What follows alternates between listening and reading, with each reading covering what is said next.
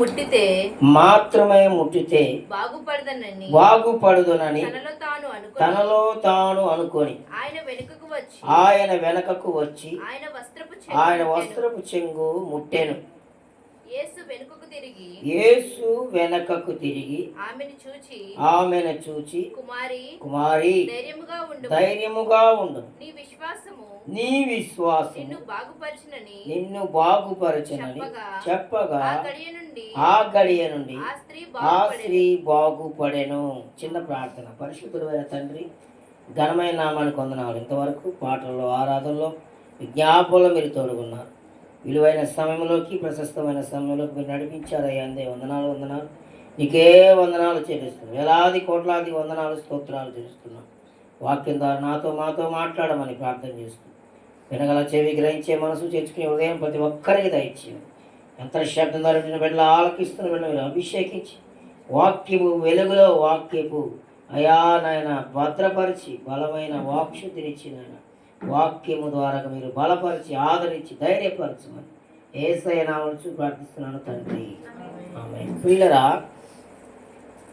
మత్తయి సువార్తలో 9వ అధ్యాయంలో మనం 19వ వచనం 20వ వచనం మనం జ్ఞాపకం చేసుకుంటే 20వ వచనం అంటాడు, ఆ సమయమున 12 సంవత్సరముల నుండి రక్తస్రావ రోగము గల ఒక స్త్రీ, రక్తస్రావం భయంకరమైన స్త్రీ, వ్యాధి గల ఒక స్త్రీ యేసుక్రీస్తు వారి దగ్గరికి వచ్చిందంట. ఎందుకు వచ్చింది? నేను ఆయన పై వస్త్రం మాత్రము ముట్టితే బాగుపడుదునని తనలో తాను అనుకుంది. దేవునికి స్తోత్రం కలుగును గాక. ఒక స్త్రీకి బలహీనత వచ్చింది, భయంకరమైన జబ్బులో ఉన్నది. ఎన్ని సంవత్సరాల నుంచి ఉందంటే 12 సంవత్సరాల నుంచి ఆ వ్యాధితో బాధపడుతూ ఉన్నది. ఆ రోజుల్లో పసర వైద్యాలు, నాటు వైద్యాలు, హోమియో వైద్యాలు, అనేక రకాల వ్యాధులు ఉన్నప్పటికీ అనేక రకాల మరి పసరుల ద్వారాగా, వైద్యాల ద్వారాగా బాగుపరిచేవారు. తంత్రములతోనూ మరి భయంకరమైన పరిస్థితుల్లో నుండి జనులను వారు స్వస్థపరుస్తూ వచ్చారు. అయితే ప్రభునందు ప్రియ దైవజనమా, ఈ 12 సంవత్సరాల వయసు ఆ వ్యాధి ఎంతగానో ఆమెని ఏం చేస్తుందంటే బాధపరుస్తూ ఉంది. ధైర్యము కోల్పోయింది, శక్తిని కోల్పోయింది, ఆనందమును కోల్పోయింది. స్వస్థత లేకుండా, ఆరోగ్యము లేకుండా, మనసులో నెమ్మది లేకుండా, సంతోషము లేకుండా అనుదినము తనలో తాను ఏమైపోతుందంట, కృంగిపోతూ కొనసాగుతూ ఉంది. దాదాపు ఎన్ని సంవత్సరాల నుంచి ఆ వ్యాధితో బాధపడుతుందంటే 12 సంవత్సరముల నుంచి. ఈ రాత్రి ప్రభునందు ప్రియ దైవజనమా, ప్రియులరా, నువ్వు ఎన్ని సంవత్సరముల నుంచి ఏ ధైర్యము లేక నువ్వు కృంగిపోతూ ఉన్నావు? ఏ భయములో నువ్వు బాధపడుతూ ఉన్నావు? ఏ వేదనతో నువ్వు బాధపడుతూ ఉన్నావు? ఏ యొక్క ఆలోచనతో సతమతం అవుతున్నావు? ఏ పరిస్థితుల్లో నువ్వు కృంగిపోతున్నావు? ఏ పరిస్థితుల్లో నువ్వు దిగజారిపోతున్నావు? ఏ స్థితిలో చింతిస్తున్నావు? ఏ స్థితిలో నువ్వు కృంగిపోతూ జీవనాన్ని కొనసాగిస్తూ ఉంటున్నావు? నన్ను ధైర్యపరిచేవారు లేరే, నన్ను బలపరిచేవారు లేరే, నన్ను జ్ఞాపకం చేసుకునేవారు ఎవరు లేరే, నన్ను పట్టించుకునేవారు ఎవరు లేరే అని బాధపడుతున్నావేమో నా ప్రియ దైవజనమా. ప్రభునందు ప్రియులరా, ఈ రాత్రి ప్రభువు చెబుతున్నాడు, ఆ స్త్రీ అనుకుందంట 12 సంవత్సరాల నుంచి ఆ యొక్క బలహీనతతో బాధపడుతూ ఉంటే యేసుక్రీస్తు వారి గురించి ఆమె విన్నది. ప్రభునందు ప్రియ ప్రజలారా, దేవుడు మాట్లాడుతూ ఉన్నాడు. నీవు దేవుడి గురించి తెలుసుకో. దేవుడు ఎలాంటి వాడు, దేవుడు ఏం చేయగలడు, దేవుడి దగ్గరికి వస్తే ఏమి కార్యాలు జరుగుతాయి, ఎలాంటి పరిస్థితి అయినా ఏదైనా ఏమైనా చేయగలిగిన సమర్థుడైన దేవుడు. ఈమె అనుకున్నదంట, ఇదిగో నా పరిస్థితి ఇంతేనేమో, నా జీవితం ఈ రోగములోనే కొనసాగాలేమో, ఈ బలహీనతలో నేను ఈ విధంగా చనిపోతానేమో, ఆదరణ లేకుండా కృంగిపోతానేమో, నన్ను ధైర్యపరిచేవారు ఎవరు లేరేమో. భర్త ఉన్నాడు, బంధువులు ఉన్నారు, స్నేహితులు ఉన్నారు, రక్త సంబంధం ఉన్నారు, స్నేహితులు ఉన్నారు. పిల్లరా, ప్రభునందు ప్రియ దైవ బిడ్డలారా, గమనించండి, చాలామంది ఉన్నారు కానీ ఎవరు ఆమెను ధైర్యపరచలేదు. ఎవరు ఆమెని ధైర్యపరచలేదు, ఎవరు ఆమెను బలపరచలేదు, ఎవరు కూడా ఆమెను ఓదార్చలేదు. కానీ ఓదార్చేవాడు ఉన్నాడని తెలుసుకుంది, ధైర్యపరిచేవాడు ఉన్నాడని తెలుసుకుంది. వ్యాధి నుండి బాగుపరచబరుస్తాడు, స్వస్థపరుస్తాడు, నన్ను లేవనెత్తుతాడు, నన్ను ఆదరిస్తాడు, నన్ను ప్రియులరా ఇదిగో నన్ను ధైర్యపరుస్తాడు ఒక ఆలోచన ఆమెలో కలిగింది. వాక్యం ఉంటున్న ప్రియులరా గమనించండి. ఏ వేదనతో, ఏ బాధతో, ఏ యొక్క సమస్యలతో నువ్వు బాధపడుతూ అనేక సంవత్సరములుగా బాధపడుతూ కొనసాగుతున్నాము, ఈ రాత్రి శుభవార్త. నేను ఆయన పై వస్త్రము మాత్రం ముట్టితే బాగుపడుదునని తనలో తాను అనుకున్నది. నీలో నీవు అనుకోవాలి. దేవుడు నన్ను ఖచ్చితంగా ధైర్యపరుస్తాడు, దేవుడు నన్ను ఖచ్చితంగా లేవనెత్తాడు, దేవుడు నన్ను ఖచ్చితంగా బాగుపరుస్తాడు, దేవుడు నన్ను ఖచ్చితంగా మా కుటుంబాన్ని, మా బిడ్డలను, నా భర్తను, నా సంతానాన్ని, నాకున్న పరిస్థితిని ఖచ్చితంగా మెరుగుపరుస్తాడు, ఆశీర్వదిస్తాడు, దీవిస్తాడనే ఆలోచన మనలో మనము అనుకోవాలి, దేవునికి తెలియపరచాలి. అందుకే అంటున్నాడు, అడుగుడి మీకు ఇవ్వబడును, అడుగు ప్రతి వానికి ఇవ్వబడతాయి. ఈ రాత్రి నువ్వు ఏ విషయాలు కావాలని కోరుకుంటున్నావో, ఏం జరిగితే బాగుంటుందని ఆశపడుతున్నావో ప్రభువు దగ్గరకు రా. ప్రయాసపడి భారం మోస్తున్న సమస్త జనులారా నా యొద్దకు రండి, నేను మీకు విశ్రాంతిని ఇస్తాను. నీ చింత యావద్దు నా మీద వేయండి. ఆమె చింత కలిగి ఉంది 12 సంవత్సరాల నుంచి. ఎన్ని సంవత్సరాల నుంచి అండి? 12 ఏళ్ల నుంచి చింతపడతా ఉంది. ఏ వ్యక్తి బాగుపరచలేదు, ఏ వైద్యుడు బాగుపరచలేదు, ఏ భర్త బాగుపరచలేదు, ప్రియుల ఎవ్వరు కూడా ఆమెని ఆదరించేవారు లేరు. కానీ ఆమెలో ఆమె అనుకుంది, ఒక ఆయన ఉన్నాడు, నన్ను బలపరిచి, బాగుపరిచి, సిద్ధపరిచి, నడిపించి, స్వస్థపరిచేవాడు ఉన్నాడు. ఆయన పేరే ప్రభు అయిన యేసుక్రీస్తు. బాగుపడుతున్న తనలో తాను అనుకోనంట ఆయన వెనకకు వచ్చింది, యేసయ్య దగ్గరకు వచ్చింది. ప్రియులరా, దేవుని దగ్గరకు రావాలి, దేవుని ఎదుకు రండి, అప్పుడు ఆయన మీ ఎదుకు వచ్చును. రావయ్యా యేసయ్య నా ఇంటికి, నీ రాకకై నేను వేచి ఉంటిని. రావయ్యా యేసయ్య నా ఇంటికి, నీ రాకకై నేను వేచి ఉంటిని. కనులార నిన్ను చూడాలని, కనులార నిన్ను చూడాలని ఆశపడుచున్నాను, వేచినేయున్నాను.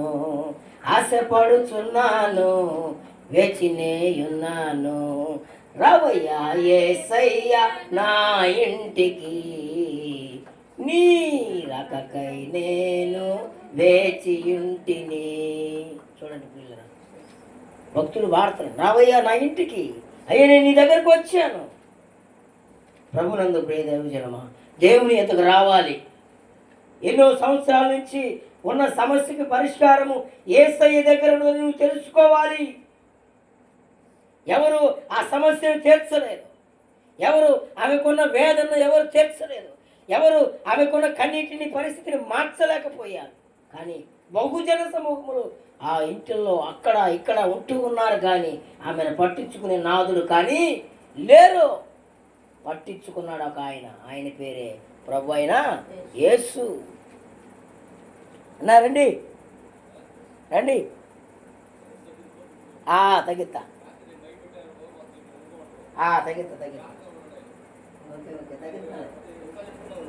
తగ్గించాలి, తగ్గించాలి. చూడండి పిల్లరా, ఎన్నో సంవత్సరాల నుంచి ఆమె బాధపడతా ఉంది. ఎన్నో సంవత్సరాల నుంచి, 12 సంవత్సరాల నుంచి ఆమె బాధపడుతూనే ఉన్నది, శోధన పడుతూనే ఉంది, కురిగిపోతానే ఉంది పిల్లలు. అయితే ఆమె వచ్చింది, ఆయన వస్త్రపు చెంగు ముట్టింది. దేవునికి స్తోత్రం కలుగునగా. వస్త్రపు చెంగు ఏం చేసిందట? ముట్టింది. బాగుపరుచగలుగుతాడని, ఆయన స్వస్థపరుస్తాడని, వేదన కన్నీటిని ఆయన తుడుస్తాడని ఆమె ఆశ కలిగింది. పిల్ల ఆశ గల ప్రాణాన్ని ప్రతి ఒక్కటిని ఆయన తృప్తిపరిచేది. ఏ అయితే ఆశ కలిగి ఉన్నావో ఆశలన్నీ ఒక భక్తుడు ఆశలన్నీ నీపైనే నా యేసయ్యా నీ రాకకై నేను వేచియుంటిని. ఆశలన్నీ ఎవరి మీదంట? యేసయ్య మీద. ఆమె ఆశపడింది ప్రభునందు ప్రియ దైవజన్మ. యేసయ్య ఆమెను చూచాడండి. చూడండి, నీవు ఈ రాత్రి దేవుని సన్నిధి అని ఎరిగి దేవుని వైపు చూసావు, అందుకే ఆయన నీ వైపు చూస్తున్నాడు. కుమారి ధైర్యంగా ఉంది. ఆమెలో ఏమి నశించిందండి? ధైర్యం. ఆమెలో ఏమి నశించింది? భయము కలిగిందండి. ధైర్యం నశించింది, వేదనగా నశించి ప్రియులరా ఎంతో పరిస్థితుల నుంచి, ఆమె కృంగిపోయిన పరిస్థితుల నుంచి ధైర్యపరిచాడు. నీ విశ్వాసమే నిన్ను బాగుపరచనను చెప్పగా. ఎన్నట ఏందది? విశ్వాసం. దేవుడు ఖచ్చితంగా కార్యం చేస్తాడనే విశ్వాసం ఆమెలో కలిగింది. నమ్మిక మాత్రం ఉంచుము, నీవు కార్యము చూస్తావు. కుమారి ధైర్యముగా ఉండుము, నీ విశ్వాసం నిన్ను బాగుపరచదనని చెప్పగా ఆ గడియ నుండి ఆ స్త్రీ బాగుపడెను. ప్రైజ్ ది లార్డ్, హల్లెలూయా. బాగుపడిందండి. ఎన్నో సంవత్సరాలు, 12 సంవత్సరాల నుంచి ఆమె వేదన పడతా ఉంది, శోధించబడతా ఉంది, కుంగిపోతూ ఉంది, బలహీనత చెంది ఉంది ప్రియులరా. ఇక చూడండి, ఆ స్త్రీ ఆమె వస్త్రపు చెంగు ముట్టగానే వెంటనే యేసుక్రీస్తు వచ్చి ధైర్యపరిచాడు, బాగుపరిచాడండి. ఆమె ప్రియులరా స్వస్థతురాలుగా మార్చాడు. ఆరోగ్యం లేదు, ఆరోగ్యవంతురాలుగా మార్చబడింది. దేవునికి స్తోత్రం కలుగును గాక. మరొక కార్యాన్ని చదువుకొని వాక్య భాగాన్ని ముగించుకుందాం. 27వ వచనాన్ని చదువుకుందాం. 27వ వచనం. సువార్త అనేది అందరికీ ముగించిపోయే దినాలు రాబోతున్నాయి. 27వ వచనం. యేసు అక్కడి నుండి వెళుచుండగా 2 గుడ్డివారు ఆయన వెంట వచ్చి, దావీదు కుమారుడా, మమ్మల్ని కరుణించుమని కేకలు వేసిరి. ఆయన ఇంట ప్రవేశించిన తర్వాత ఆ గుడ్డివారు ఆయన యొద్దకు వచ్చిరి. యేసు, నేను ఇది చేయగలనని మీరు నమ్ముచున్నారా అని వారిని అడుగగా, వారు నమ్ముచున్నాము ప్రభువా అని ఆయనతో చెప్పిరి. అప్పుడు ఆయన వారి కన్నులు ముట్టి, మీ నమ్మిక చొప్పున మీకు కలుగును గాక అని చెప్పినంతలో వారి కన్నులు తెరవబడిను. ఇక్కడ ఎవరు? గుడ్డివారు, కళ్ళు లేవు. మార్గ మధ్యంలో యేసుక్రీస్తు వెళుతూ ఉన్నాడని తెలుసుకున్నాడు. యేసయ్య కార్యము జరుగుతున్నాయని తెలుసుకున్నాడు. యేసయ్య ఇక్కడికి వచ్చాడని తెలుసుకున్నాడు. యేసయ్య అనేకులను బాగుపరిచాడని తెలుసుకున్నాడు. కాబట్టి మీరు ఆలోచన చేసి, యేసు అక్కడి నుండి వెళ్ళుచుండగా, ఎక్కడి నుండి అండి? ఆమెను బాగుపరిచాడు, చనిపోయిన ఆ చిన్న బిడ్డను లేపాడు. అక్కడి నుండి బయలుదేరి వెళుతూ ఉండగా గుడ్డివారు అనుకున్నారంట, మేము కూడా దేవుని దగ్గరికి వెళ్ళాలి. దేవునికి స్తోత్రం కలుగును గాక.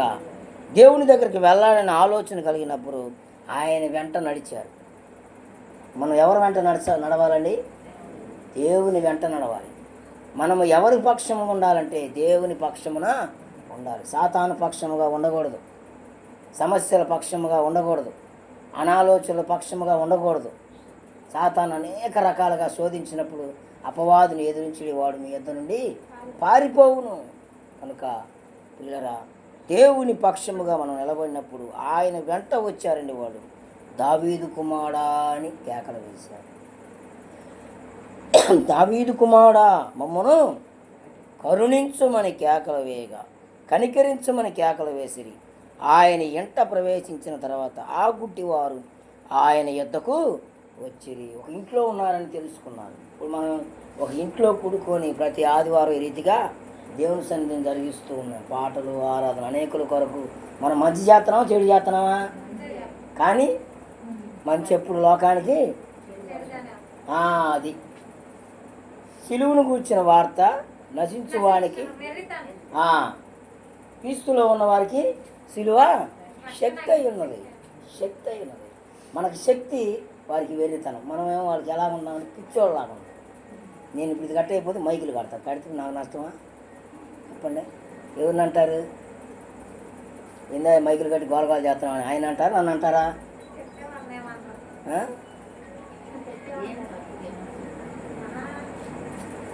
ఆయన ఈ యొక్క సన్నిధిలో పాత్రగా వాడబడతాడు.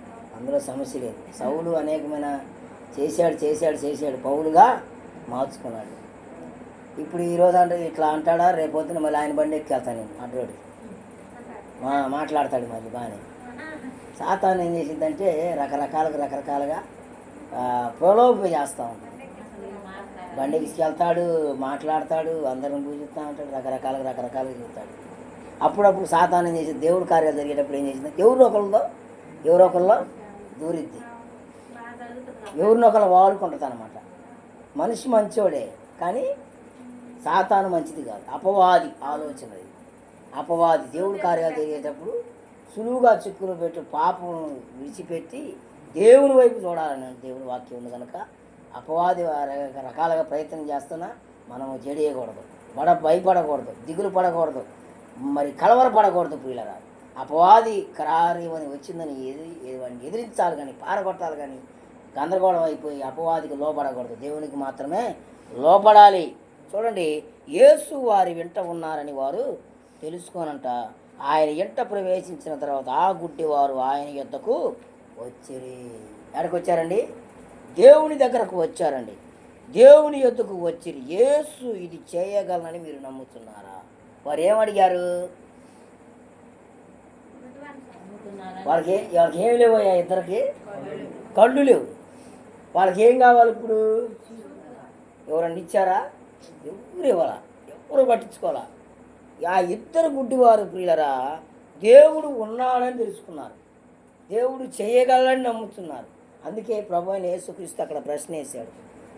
ఆయన ఎంట ప్రవేశించిన తర్వాత ఆ గుడ్డివారు ఆయన యొద్దకు వచ్చినప్పుడు యేసు నేను ఇది చేయగలనని మీరు నమ్ముతున్నారా అని వారిని అడుగగా, ప్రభు ఈ రాత్రి మనతో కూడా మాట్లాడుతున్నాడు. దేవుడు ఏదైనా ఎంతైనా ఏమైనా చేయగలడని మనం నమ్ముతున్నామా?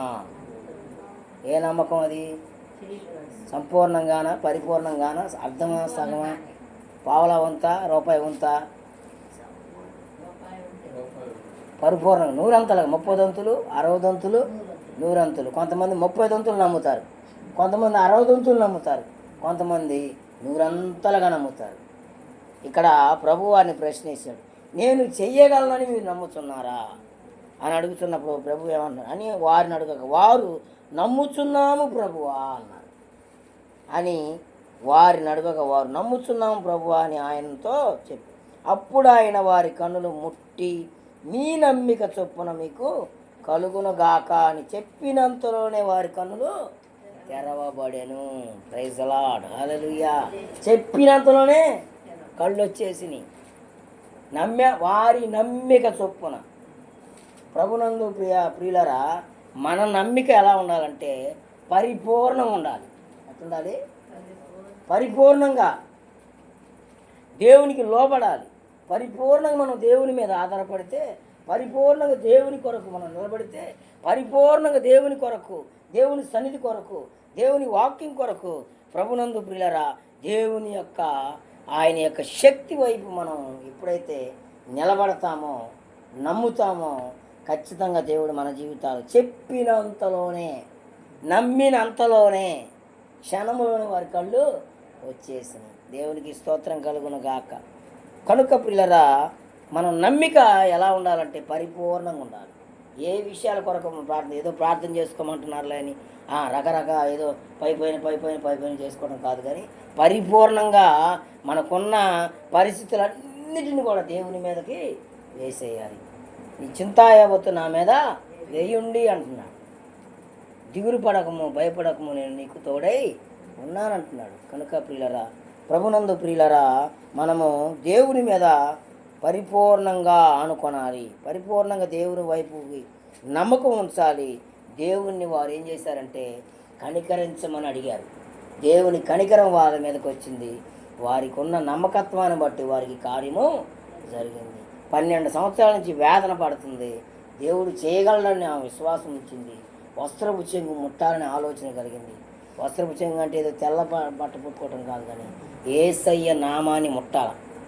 ప్రార్థనలో యేసయ్య నామాన్ని మన నోట నుండి పలకాలి. అది అప్పుడే దేవుణ్ణి మాట్లాడటం, దేవుని మీద పరిపూర్ణంగా ఉండటం, దేవునిలో కొనసాగటం ప్రభునందు ప్రియులరా. కనుక మనం ఎన్ని సమస్యలు వచ్చినా, ఎన్ని ఇరుకులు వచ్చినా, ఇదైతే నా పని అయితే కాదు. ఎవరి పని అండి ఇది? దేవుని పని. దేవునికి విరోధంగా లేచిన ఆయుధం ఏది కూడా వర్తిల్లదు. కనుక ప్రభునందు ప్రియులరా, మనము దేవుని మీద, అయ్యా నీ కనికరం మాకు కావాలయ్యా, నీ యొక్క అయ్యా నీ సన్నిధి మాకు కావాలయ్యా, నీ ధైర్యంతో నన్ను నింపయ్యా అని దేవుడు కూడా పాపాన్ని, లోకాన్ని, శాతాన్ని జయించాడు. కనుక మనము కూడా దేవుని శక్తిని పొందుకుందాం, దేవుని మీద పరిపూర్ణంగా ఆనుకుందాం, దేవుని మీద నమ్మకం కలిగి జీవిద్దాం. దేవుడి మాటలు దీవించును గాక. ఆమేన్.